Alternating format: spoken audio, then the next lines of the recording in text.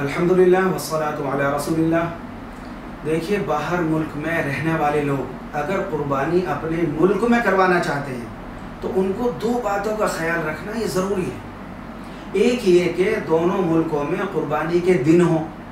अगर किसी एक मुल्क में भी कुर्बानी के दिन नहीं होगा तो कुर्बानी सही नहीं होगी।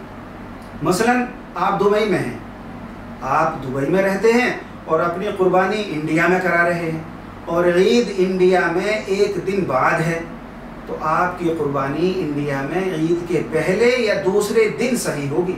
अगर ईद के तीसरे दिन कुर्बानी की गई तो सही नहीं होगी।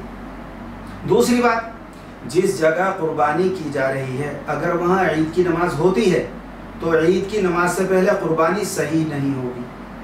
अलबत्ता अगर उस गांव में ईद की नमाज पढ़ना जायज़ नहीं है, वहाँ पर ईद की नमाज से पहले सुबह फजर के वक्त से ही कुर्बानी करना ये सही है, जायज़ है।